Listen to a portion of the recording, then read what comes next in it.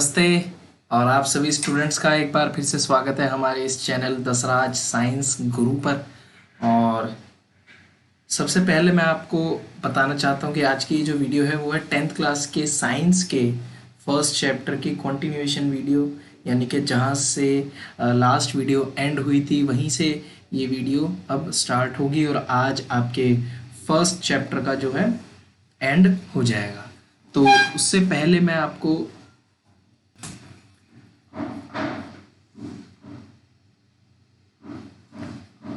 एक बार रिकैप देना चाहता हूँ जो हमने लास्ट क्लास या फिर लास्ट वीडियो में पढ़ा था। देखिए, हमने केमिकल रिएक्शंस यानी कि रासायनिक अभिक्रियाओं के बारे में जाना था।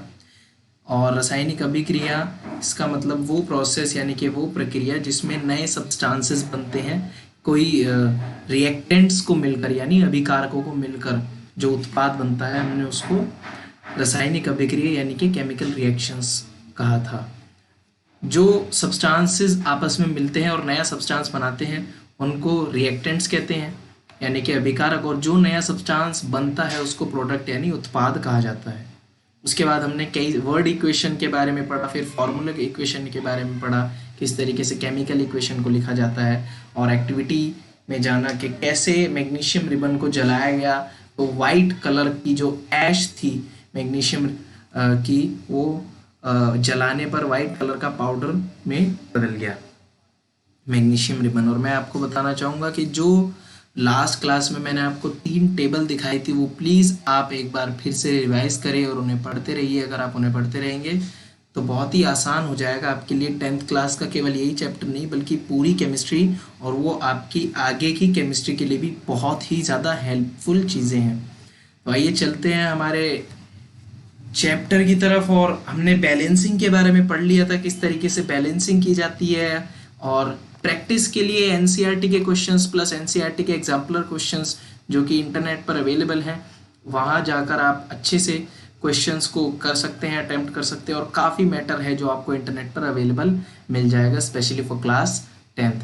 तो आइए चलते हैं हमारी वीडियो की तरफ। और आज हम पढ़ेंगे टाइप्स ऑफ केमिकल रिएक्शंस के बारे में। और टाइप्स ऑफ केमिकल रिएक्शंस, कितने तरीके के टाइप्स होते हैं केमिकल रिएक्शंस के, यानी कि रासायनिक अभिक्रियाओं के कितने प्रकार होते हैं उनके बारे में जानेंगे। कई सारे प्रकार होते हैं रासायनिक अभिक्रियाओं के। सबसे पहले हम यहाँ पढ़ेंगे कॉम्बिनेशन रिएक्शन, फिर यहाँ हम पढ़ेंगे डिकम्पोजिशन रिएक्शन, कॉम्बिनेशन यानी संयोजन अभिक्रिया, फिर पढ़ेंगे वियोजन अभिक्रिया, उसके बाद डिस्प्लेसमेंट रिएक्शन यानी कि विस्थापन, फिर डबल डिस्प्लेसमेंट द्विविस्थापन अभिक्रिया, और उसके बाद हम पढ़ेंगे oxidation and reduction redox reaction भी जिसको कहा जाता है, और फिर 2 इफेक्ट्स के बारे में जानेंगे ऑक्सीडेशन के, कोरोजन और रेंसिडिटी के बारे में, यानी कि संक्षारण एवं रेंसिडिटी के बारे में हम यहाँ पढ़ेंगे। तो आइए चलते हैं हमारी वीडियो की तरफ। और टाइप्स ऑफ केमिकल रिएक्शंस यानी कि केमिकल रिएक्शंस कितने तरीके की होती है या फिर कितने तरीके की हो सकती है उस बारे में हम यहाँ पर जानेंगे। तो देखिए, सबसे पहले हम पढ़ेंगे संयोजन अभिक्रिया यानी कि केमिकल रिएक्शन के बारे में, कॉम्बिनेशन रिएक्शन के बारे में। नाम से अगर आपको थोड़ा बहुत पता चल रहा हो, कॉम्बिनेशन रिएक्शन, कॉम्बिनेशन रिएक्शन का मतलब है वो रिएक्शन जिसमें 2 चीजें आपस में मिल रही हो, यानी कि कॉम्बिनेशन मिल रहा हो। जैसे हम अपने ड्रेसिंग कॉम्बिनेशन की बात करें या फिर किसी भी खाने में कॉम्बिनेशन की बात की जाए, तो उसी तरीके से रिएक्शन में अगर कॉम्बिनेशन की बात करें तो कॉम्बिनेशन यानी 2 चीज़ें आपस में मिल रही है और मिलकर एक चीज़ बना रही है, तो उसको हम कहते हैं कॉम्बिनेशन यानी कि संयोजन अभिक्रिया। द रिएक्शन इन विच 2 और more reactant combine to form a single product, 2 या 2 से ज़्यादा रिएक्टेंट यानी 2 या 2 से ज़्यादा अभिकारक आपस में मिलते हैं और कोई एक प्रोडक्ट यानी कोई एक उत्पाद बनाते हैं। अब आप देख सकते हैं इसके एग्जाम्पल, जैसे कि कोयले का जलना यानी कि बर्निंग ऑफ कॉयल, और बर्निंग ऑफ कोल में आप देख सकते हैं कि कार्बन यानी कि C जो कि सॉलिड होता है प्लस O2 गैस, ऑक्सीजन में हमने उसको जलाया तो वो क्या देगा, वो देगा CO2 यानी कि कार्बन डाइऑक्साइड। यहाँ पर आप सब लोग देख सकते हैं फर्स्ट एग्जाम्पल में। सेकेंड एग्जाम्पल देखिए, फॉर्मेशन ऑफ वाटर में यानी कि पानी किस तरीके से बनता है ये देखिए, 2H2 हाइड्रोजन प्लस ऑक्सीजन, ये दोनों गैस हैं और ये दोनों मिलकर क्या बनाते हैं 2H2O, यानी कि वाटर का मॉलिक्यूल, या फिर मैं कहूँ वाटर के दो मॉलिक्यूल्स। और तो पानी यहाँ पर दो चीज़ों को मिलकर बना, हाइड्रोजन और ऑक्सीजन। और ऊपर वाले एग्जाम्पल में, फर्स्ट एग्जाम्पल में कार्बन डाइऑक्साइड गैस जो है वो कार्बन और ऑक्सीजन को मिलकर बनाई गई। अब देखिए थर्ड एग्जाम्पल CaO, यानी कि calcium oxide plus H2O, water को हमने मिलाया तो ये हमें देगा CaOH की होल ट्वाइस, यानी कि कैल्शियम हाइड्रो ऑक्साइड। OH का मतलब होता है हाइड्रो ऑक्साइड, OH यानी हाइड्रो ऑक्साइड। तो ये देखिए आप देख सकते हैं कि यहाँ पर जो रिएक्टेंट्स हैं वो दो हैं, लेकिन प्रोडक्ट हर बार एक ही बन रहा है। इसको कहा जाता है कॉम्बिनेशन रिएक्शन, यानी जहाँ पर एक प्रोडक्ट हो और दो या फिर दो से ज़्यादा रिएक्टेंट्स मौजूद हों। आई होप कि आपको यहाँ तक की बात समझ में आई होगी। चलिए अब आगे चलते हैं, एक्सोथर्मिक रिएक्शंस के बारे में पढ़ते हैं। एक्सोथर्मिक रिएक्शंस क्या होते हैं, यानी कि ऊष्माक्षेपी अभिक्रियाएं। ऊष्माक्षेपी अभिक्रियाएं वो अभिक्रियाएं होती हैं जहाँ पर हीट यानी कि ऊष्मा, गर्मी जो है वो रिलीज होती है, निकलती है, ठीक है, with along with formation of products, जब प्रोडक्ट्स बन रहे होते हैं तब। ये देखिए, और इसका एग्जांपल है बर्निंग ऑफ नेचुरल गैस, यानी कि किसी भी नेचुरल गैस का जलना। यहाँ देखिए यहाँ मीथेन को जलाया गया है। मीथेन CH4 एक गैस होती है जिसको मीथेन कहा जाता है, METHANE, मीथेन। मीथेन के बारे में आप 4th चैप्टर में डिटेल में पढ़ेंगे क्या होता है CH4। ये गैस होती है, इसको हमने जलाया। अब यहाँ पर O2 कहाँ से आ रहा है, देखिए जला रहे हैं तो हवा मौजूद है, इस वजह से वहाँ पर O2 आ रहा है। तो कैल्शियम को और ऑक्साइड को हमने माफ कीजिए, कैल्शियम नहीं, मीथेन को हमने यहाँ पर जलाया हवा की मौजूदगी में। तो यहाँ पर हमें क्या मिला, कार्बन डाइऑक्साइड यानी कि CO2 plus water plus heat. तो यहाँ पर हीट रिलीज हुई है। अब देखिए यहाँ हम कॉम्बिनेशन रिएक्शन की बात नहीं कर रहे हैं, ये एक एक्सोथर्मिक रिएक्शन है जिसकी हम बात कर रहे हैं। और एक्सोथर्मिक रिएक्शन वो रिएक्शन होती है जिसमें हीट रिलीज होती है, यानी कि जिस रिएक्शन में ऊष्मा निकलती है, स्रावित होती है हम कह सकते हैं, या फिर ऊष्मा का उत्सर्जन होता है। इसका एक एग्जाम्पल और है रेस्पिरेशन, यानी कि श्वसन जो है वो भी एक एक्सोथर्मिक रिएक्शन है। क्यों? क्योंकि हमारे जो सेल्स हैं, सेलुलर रेस्पिरेशन हमारे सेल्स में, हमारी कोशिकाओं में होता है, और यहाँ पर एनर्जी निकलती है, हीट निकलती है। जब भी हम खाना खाते हैं वो ग्लूकोज में तब्दील हो जाता है और डाइजेशन के बाद हीट निकलती है, इस वजह से इसको एक्सोथर्मिक रिएक्शन कहा जाता है। और ये आप 6th चैप्टर जो है हमारा लाइफ प्रोसेसेस, उसमें और ज़्यादा डिटेल में पढ़ेंगे। तो ये है हमारा पहला पार्ट, कॉम्बिनेशन रिएक्शन। अब चलते हैं अपने दूसरे पार्ट की ओर, डीकम्पोजिशन रिएक्शन। डीकम्पोजिशन रिएक्शन का मतलब होता है वियोजन अभिक्रिया। वियोजन अभिक्रिया वो अभिक्रिया होती है, बिल्कुल कॉम्बिनेशन का उल्टा हम इसे कह सकते हैं। देखो कॉम्बिनेशन में क्या हो रहा था, कॉम्बिनेशन में हो रहा था दो मिलकर एक बना रहे थे। वियोजन यानी कि डीकम्पोजिशन रिएक्शन में एक, दो या तीन में टूट जाएगा, बिल्कुल उल्टा, उसी को डीकम्पोजिशन रिएक्शन कहा जाता है। इसकी डेफिनेशन देखिए एक बार, द रिएक्शन इन विच, एक ऐसी रिएक्शन जिसमें कंपाउंड यानी कि जो हमारा यौगिक है, जो हमारा रिएक्टेंट या अभिकारक है, वो स्प्लिट यानी कि टूट जाता है दो या दो से ज्यादा भागों में, उसको कहा जाता है डीकम्पोजिशन रिएक्शन। उसको कहा जाता है डीकम्पोजिशन रिएक्शन यानी कि वियोजन अभिक्रिया। मैं आपको बताना चाहता हूं कि ये जो मेरे नोट्स हैं और जिनसे मैं आपको पढ़ा रहा हूं, ये एनसीईआरटी और एनसीईआरटी के सपोर्टिंग मटेरियल में आपको बहुत ही इजीली अवेलेबल है। मैं कहीं बाहर से आपको नहीं पढ़ा रहा हूं या कोई एक्स्ट्रा बुक लेकर नहीं पढ़ा रहा हूँ। इजीली जो मैटर आपके पास अवेलेबल हो सकता है उसी से पढ़ा रहा हूँ, और ये बहुत ही अच्छा मैटर है पढ़ने के लिए। और संयोजन वियोजन अभिक्रिया की हम बात कर रहे थे, एक बार फिर से देखिए, वियोजन अभिक्रिया वह अभिक्रिया होती है जिसमें एक यौगिक या एक पदार्थ दो या दो से ज्यादा पदार्थों में टूट जाता है। अब वियोजन अभिक्रिया में ही कई पार्ट हैं, डीकम्पोजिशन में ही कई पार्ट हैं। इसमें एक पार्ट आता है थर्मल डिकम्पोजिशन, एक आता है इलेक्ट्रोलाइटिक डिकम्पोजिशन, और एक हम पढ़ेंगे फोटोलाइटिक डिकम्पोजिशन। हिंदी में बात की जाए तो ऊष्मीय वियोजन, वैद्युत वियोजन और प्रकाशीय वियोजन हम कह सकते हैं। तो आइए बात करते हैं अब थर्मल डिकम्पोजिशन की। पहले बात करेंगे यानी कि ऊष्मीय वियोजन की।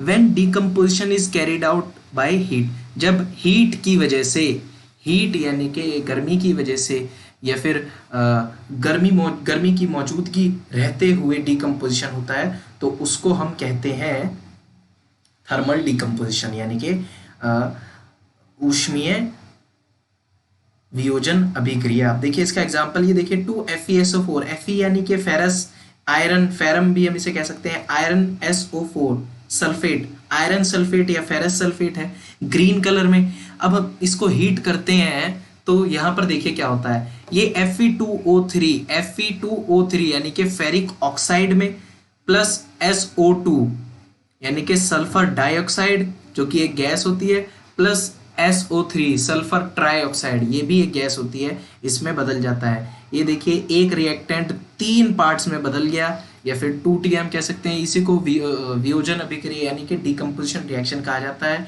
किसमें टूटा? Ferrous sulphate of green colour has been decomposed to red brown colour ferric oxide, यानी कि फेरिक ऑक्साइड में बदल गया जिसका कलर रेड ब्राउनिश है, प्लस यहाँ पर गैस कौन सी निकली? सल्फर डाइऑक्साइड और सल्फर ट्राइऑक्साइड गैस यहाँ पर निकली। एक बार फिर से मैं आपको बता दूं कि आपको अगर फॉर्मूले याद हैं तो आपको ये समझने में आसानी होगी, अदरवाइज समझने में दिक्कत हो सकती है। सेकेंड एग्जाम्पल देखिए, कैल्शियम कार्बोनेट CaCO3, जिसको लाइमस्टोन या चूना पत्थर भी कहा जाता है हिंदी में। तो लाइमस्टोन यानी कि कैल्शियम कार्बोनेट है, और कैल्शियम कार्बोनेट को यहाँ पर जलाया गया है या फिर हीट दी गई है, तो यहाँ पर क्या होगा? ये देखिए कैल्शियम कार्बोनेट हीट में कैल्शियम ऑक्साइड सॉलिड जो कि एक सब्सटेंस है, प्लस कार्बन डाइऑक्साइड, इन दोनों में बदल जाता है, डिकम्पोज हो जाता है, या फिर हम कहें वियोजित हो जाता है। इस वजह से इसको हम डिकम्पोजिशन रिएक्शन कहते हैं। तो कैल्शियम कार्बोनेट एक सॉलिड जो कि 2 भागों में बदल गया, कैल्शियम ऑक्साइड और कार्बन डाइऑक्साइड। तो ये एग्जाम्पल हैं थर्मल डिकम्पोजिशन के। आइए चलते हैं अब इलेक्ट्रोलाइटिक डिकम्पोजिशन यानी कि वैद्युत वियोजन की तरफ। When decomposition is carried out by passing electricity, electricity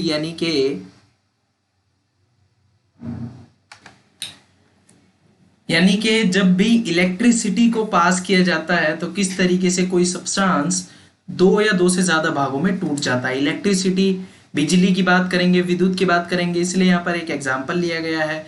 और विद्युत को पैदा करने के लिए हमें एक स्रोत, एक सोर्स की जरूरत होती है, जो कि काम यहाँ पर हमारी बैटरी करेगी, और उसको चलाने के लिए, कंट्रोल करने के लिए हमें स्विच यानी कुंजी की आवश्यकता है। एनोड और कैथोड 2 इलेक्ट्रोड होते हैं जो 8th क्लास में भी हमने पढ़ रखे हैं, एनोड और कैथोड। यहाँ देखिए इस सारे एपरेटस का इस्तेमाल किया गया है। प्लास्टिक मग में ये दोनों के दोनों इलेक्ट्रोड को लगाया गया है, एक पॉजिटिव है, एक इलेक्ट्रोड नेगेटिव है, जैसे कि हमें पता है। और एनोड जो है वो पॉजिटिव है, कैथोड जो है वो यहाँ पर नेगेटिव है। अब देखिए यहाँ क्या होता है, जब भी हम इलेक्ट्रोड्स में इलेक्ट्रिसिटी को पास कराएंगे तो वाटर जो है वो 2 भागों में, हाइड्रोजन और ऑक्सीजन में टूट जाता है। हाइड्रोजन गैस अलग हो जाती है, ऑक्सीजन गैस अलग हो जाती है, यहाँ पर हम देख सकते हैं। और पानी जो है वो 2 भागों में टूट चुका है, हाइड्रोजन और ऑक्सीजन में हम यहाँ पर। और ये देखिए जिस तरीके से एग्जाम्पल दे रखा है, 2H2O will give 2H2 + O2। हमारी इक्वेशन जो है वो पूरी तरीके से बैलेंस्ड भी है। और हम एक बार फिर से ध्यान से देखिए किस तरीके से इक्वेशन हुई। और इसका एक क्वेश्चन आता है, कौन सी गैस यहाँ पर निकली? तो यहाँ पर हाइड्रोजन गैस जो है वो भी स्रावित होगी, ऑक्सीजन गैस भी यहाँ पर निकलेगी। तो हम यहाँ पर देख सकते हैं इजीली इलेक्ट्रोलाइटिक डिकम्पोजिशन किस तरीके से किया जाता है। किताब का ही एग्जाम्पल है, और इसी के साथ आप देखिए एक एग्जाम्पल और, when decomposition is carried out in presence of sunlight, यानी जब सनलाइट की प्रेजेंस में डिकम्पोजिशन होता है, सनलाइट की प्रेजेंस में, तो इसको कहा जाता है फोटोलाइटिक डिकम्पोजिशन। फोटोलाइटिक डिकम्पोजिशन यानी कि प्रकाशीय वियोजन हम कहेंगे, प्रकाशीय वियोजन, वैद्युत वियोजन होता है इलेक्ट्रोलाइटिक, प्रकाशीय वियोजन यानी कि प्रकाश, सूर्य के प्रकाश से होने वाला वियोजन। यहाँ पर एग्जांपल ये देखिए 2AgCl, AgCl यानी कि सिल्वर क्लोराइड को हमने सनलाइट में रख दिया तो रिएक्शन होकर सिल्वर अलग, क्लोराइड या फिर क्लोरीन गैस अलग, प्लस यहाँ पर ये देखिए AgBr यानी कि Br is for bromine, Br bromine का सिंबल होता है, और सिल्वर ब्रोमाइड है ये, जो कि एक सॉलिड सब्सटेंस है। सनलाइट में रखा हमने तो ये हमें देगा Ag+Br2 यानी कि सिल्वर अलग हो गया और ब्रोमीन अलग हो गया, हम यहाँ पर आसानी से देख सकते हैं। तो जैसा कि आपने देखा किस तरीके से यहाँ पर डिकम्पोजिशन रिएक्शन और डिकम्पोजिशन रिएक्शन के जो पार्ट्स हैं वो हमने पढ़े। तो एक बार इन्हें फिर से आप वीडियो को रिवाइंड करके देख सकते हैं किस तरीके से हमने डिकम्पोजिशन रिएक्शन को पढ़ा है। नोट्स के लिए अगर मैं आपको बताऊं तो आप नोट डाउन कर सकते हैं साथ के साथ ही, या फिर मुझसे व्हाट्सएप या फिर कॉल करके नोट्स व्हाट्सएप पर ले सकते हैं। ओके गाइज, अब चलते हैं हमारे वीडियो के नेक्स्ट पार्ट पर।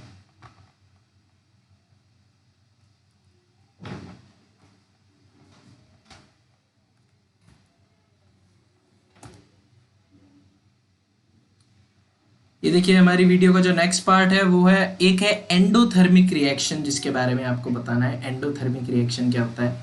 ये देखिए endothermic reaction, the reactions which require energy in the form of heat, light और electricity to break reactants called endothermic reaction. यानी कि एंडोथर्मिक देखिए एक्सोथर्मिक का ऑपोजिट है।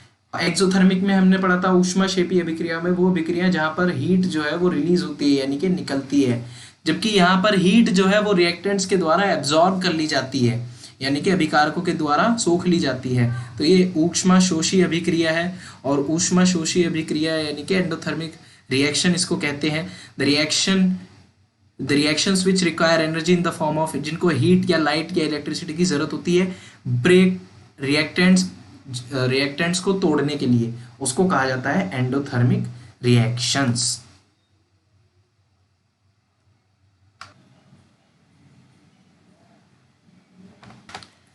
चलिए एंडोथर्मिक रिएक्शंस पर एक बार फिर से आएंगे। उससे पहले मैं आपको दिखाना चाहता हूं एक और थर्मल डिकम्पोजिशन का एग्जांपल, जो कि आपकी किताब से ही लिया गया है, एक्टिविटी 1.6 जो है आपकी एनसीईआरटी की। यहाँ पर हमने लेड नाइट्रेट पाउडर का इस्तेमाल किया है, उसको एक बॉइलिंग ट्यूब में डाला है और उसको पकड़कर बर्नर से जला दिया गया है, और आप लोग देख सकते हैं। तो देखिए यहाँ पर हमने क्या ऑब्जर्व किया है, you will observe emission of brown fumes, these fumes of nitrogen dioxide. हम यहाँ पर ब्राउन कलर की फ्यूम्स यानी कि ब्राउन कलर के धुएं को यहाँ पर निकलते हुए देखेंगे, जो कि नाइट्रोजन डाइऑक्साइड गैस है। तो रिएक्शन इस तरीके से निकलेगी। एक बार फिर से देखिए रिएक्शन किस तरीके से होगी। 2PbNO3 की होल ट्वाइस यानी कि लेड नाइट्रेट को हमने हीट किया तो ये हमें देगा लेड ऑक्साइड यानी कि 2PbO plus nitrogen dioxide 4NO2। NO2 का मतलब है नाइट्रोजन डाइऑक्साइड और O2 यानी कि ऑक्सीजन गैस। तो ये है एक और एग्जांपल थर्मल डिकम्पोजिशन का जो आपकी किताब से है। और मैंने ये अलग से क्यों समझाया है, क्योंकि ऐसे कई क्वेश्चंस होते हैं जो ढूंढ के दिए जाते हैं एनसीईआरटी में एग्जाम्स में, और एग्जाम्स में क्वेश्चन आ सकता है कि किस तरीके की या फिर किस कलर की फ्यूम निकली जब हमने लेड नाइट्रेट को बर्न किया। तो इस तरीके से एग्जाम में आपसे क्वेश्चंस पूछे जा सकते हैं। तो एक बार इसको फिर से समझिए कि हमने लेड नाइट्रेट को किस तरीके से जलाया और जलाने पर उसकी कौन से कलर की फ्यूम्स निकली, नाइट्रोजन डाइऑक्साइड गैस की ब्राउन कलर की फ्यूम्स निकली। ये एग्जांपल है थर्मल डिकम्पोजिशन यानी कि ऊष्मीय वियोजन अभिक्रिया का। जहां पर लेड नाइट्रेट, ये देखिए 3 पार्ट्स में अकेला लेड नाइट्रेट 3 पार्ट्स में टूट गया। तो decomposition reaction is a reaction in which one compound या फिर one heavy substance splits into 2 और मोर सिंपलर सब्सटेंसेस, यानी 2 या 2 से ज्यादा भागों में टूट जाता है, उसको हम कहते हैं। आइए चलते हैं वापस से एंडोथर्मिक रिएक्शन की ओर। देखिए एंडोथर्मिक रिएक्शन वो रिएक्शन होती है जहां पर हीट जो है वो एब्जॉर्ब कर ली जाती है, या फिर मैं कहूँ रिएक्टेंट्स को तोड़ने के लिए रिएक्शंस को हीट की जरूरत होती है। तो दोनों एक ही बात है। अब देखिए थर्ड जो हमारा टाइप है रिएक्शंस का, वो है डिस्प्लेसमेंट रिएक्शंस, यानी कि विस्थापन अभिक्रिया क्या होती है। डिस्प्लेसमेंट यानी कि विस्थापन। अब देखिए विस्थापन जो शब्द है उसका मतलब होता है एक जगह से दूसरी जगह जाना, यानी कि जगह को बदल लेना। इसका मतलब है कि जब एक केमिकल रिएक्शन में ज्यादा रिएक्टिव मेटल कम रिएक्टिव मेटल से अपना जो स्पेस है वो बदल लेता है, या फिर अपनी जो जगह है वो बदल लेता है, उसको हम कहते हैं डिस्प्लेसमेंट रिएक्शन, यानी कि विस्थापन अभिक्रिया, जहां पर मेटल्स जो है या फिर एलिमेंट्स जो हैं वो आपस में बदल जाते हैं, इंटरचेंज, एक दूसरे से जगह बदल लेते हैं, उसको हम कहते हैं डिस्प्लेसमेंट रिएक्शन, विस्थापन अभिक्रिया।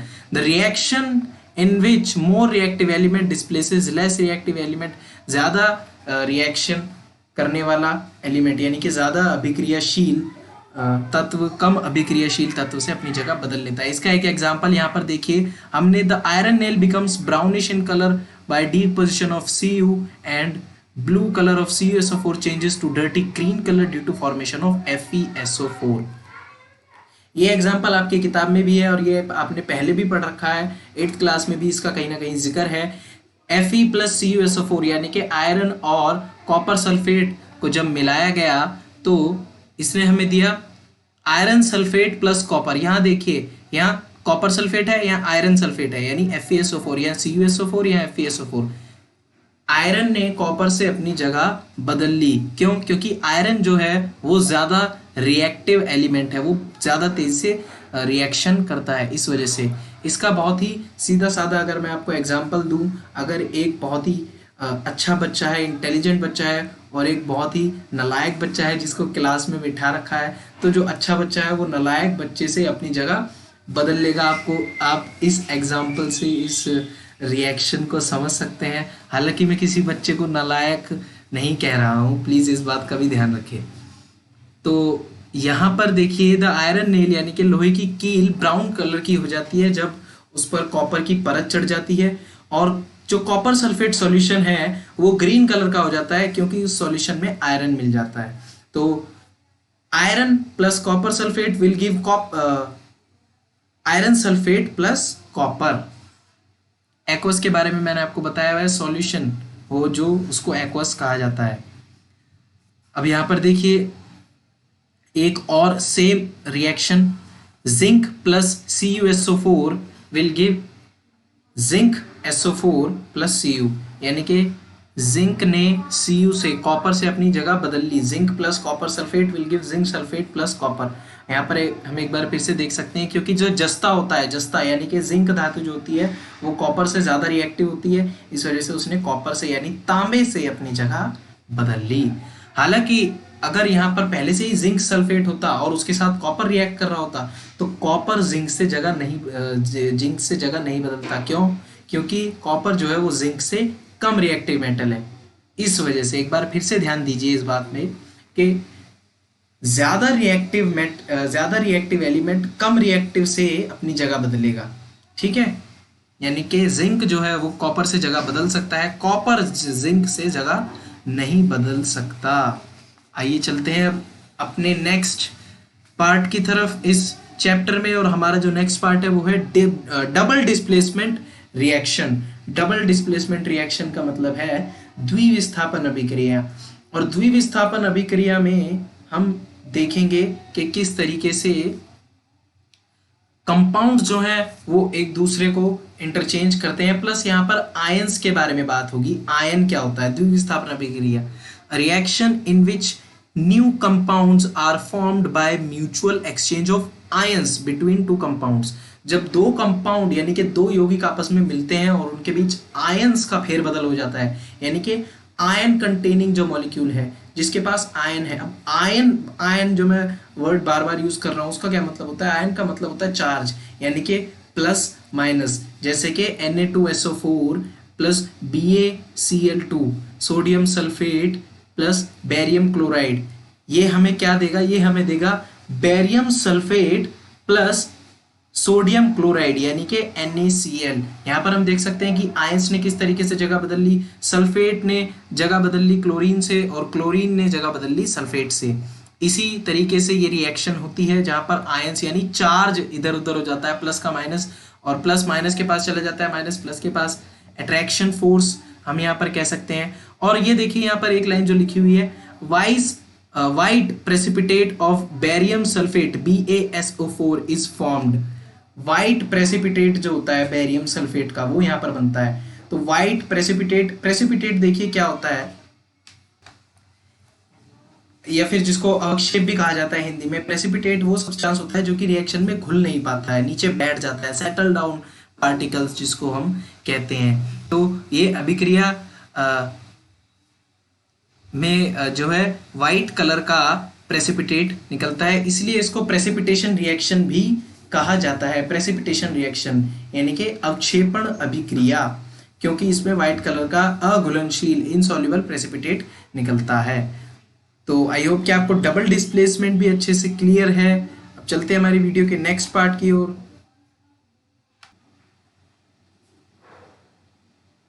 और ये हमारी वीडियो का नेक्स्ट पार्ट है ऑक्सीडेशन एंड रिडक्शन।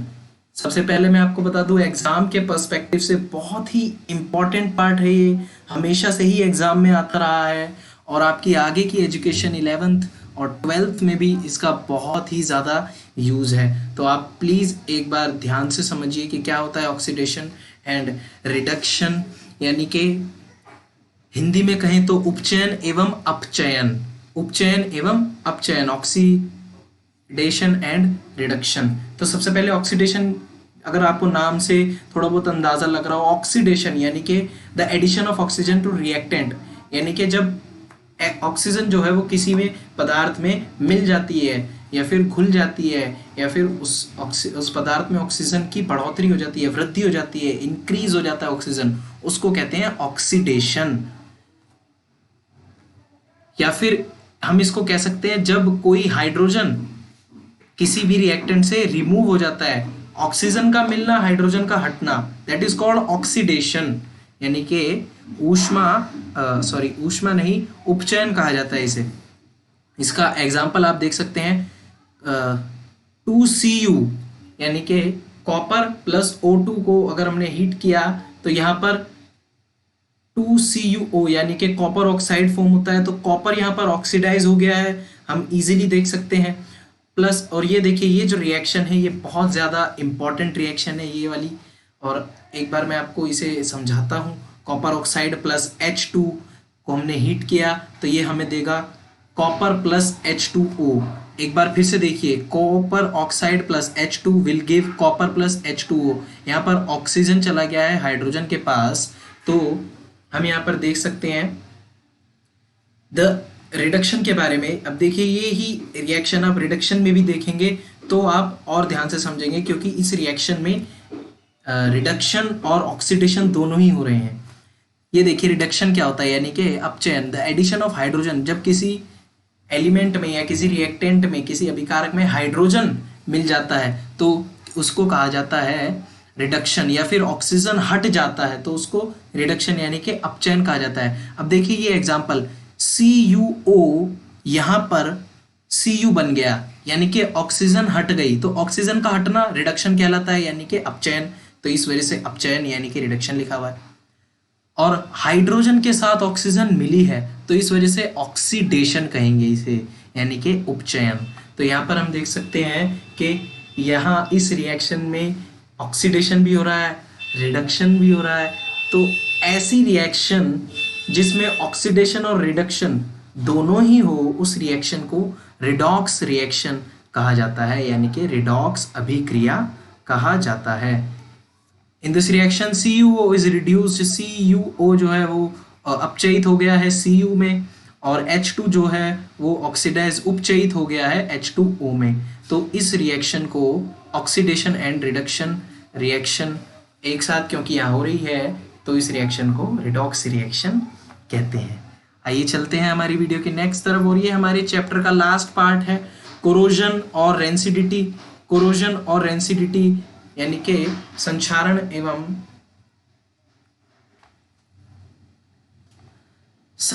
एवं विकृत गंधिता कहते हैं रेंसिडिटी को हिंदी में। और आइए चलते हैं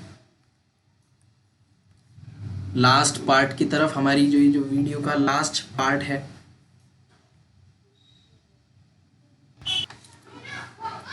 effects of oxidation in daily life, यानी कि अब उपचयन के कौन कौन से ऐसे प्रभाव हैं जो हमारी रोजमर्रा की जिंदगी में हो सकते हैं। सबसे पहले हम कोरोजन यानी कि संक्षारण की बात करेंगे, और इसका बहुत ही इजी सा एग्जांपल है जो आप सभी ने अपने रियल लाइफ में ऑब्जर्व किया होगा कि जब लोहा जो होता है या फिर कोई भी मेटल जो होता है, अगर उसको हवा में या फिर मॉइस्चर में रख दिया जाए तो कुछ टाइम बाद उस पर एक लेयर चढ़ जाती है। वो जो लेयर होती है उसके ऑक्साइड की लेयर होती है, वो जैसे कि लोहे पर चढ़ जाती है, और वो उसी लेयर को हम जंग कहते हैं। क्या कहते हैं? जंग, के जंग लग गया है, लोहे पर जंग लगना, वो होता है कोरोजन की वजह से। क्योंकि एक एलिमेंट या फिर एक मेटल जो है वो काफ़ी ज़्यादा टाइम तक बाहर खुली हवा में रखी गई है, तो जो ऑक्सीजन एटमॉस्फेयर में प्रेजेंट है वो मेटल के साथ रिएक्शन करके जो है उस मेटल को खराब कर देता है, कोरोड कर देता है, यानी कि संक्षारित कर देता है। तो इसलिए उसको कोरोजन कहा जाता है। इसके एग्जाम्पल आप देख सकते हैं, रस्टिंग ऑफ आयरन यानी लोहे पर जंग लगना, और ब्लैक कोटिंग यानी कि काले कलर की एक परत सी चढ़ जाती है सिल्वर पर, और green coating on copper are example of corrosion. Green coating यानी कि जो तांबा होता है, तांबे के अगर बर्तन आपने देखे हो, ऑब्जर्व किए हों, तो उस पर एयर से या ऑक्सीजन से रिएक्शन कर जाने के बाद एक ग्रीन कलर की कोटिंग चढ़ जाती है। और यहाँ पर हम देखेंगे कोरोजन कैन बी प्रिवेंटेड। अब देखिए कोरोजन को प्रिवेंट कैसे किया जा सकता है। Corrosion can be prevented by galvanisation यानी कि गैल्वनीकरण, इलेक्ट्रोप्लेटिंग से इसको हम प्रिवेंट यानी कि बचा सकते हैं अपने मेटल्स को कोरोजन से यानी कि संक्षारण से, और बाय पुटिंग पेंट्स या फिर पेंट करने से हम बचा सकते हैं। तो इसीलिए मेटल्स के जितने भी जो पात्र होते हैं उनको, या फिर मैं कहूँ जो मेटल के सब्सटेंसेस होते हैं उनको पेंट किया जाता है, जिससे उन पर जंग ना लगे, ज़्यादा से ज़्यादा टाइम तक वो सुरक्षित रहें जंग से, संक्षारण से, उन पर ऑक्सीजन अपनी परत जमा कर ना बैठे। और गैल्वनाइजेशन एक ऐसा मेथड है जहाँ पर हम जिंक की लेयर चढ़ा देते हैं मेटल पर, जिससे उस पर जंग नहीं लगता या फिर वो कोरोड नहीं होती। इसके बारे में आप 3rd चैप्टर में और ज़्यादा डिटेल में पढ़ेंगे।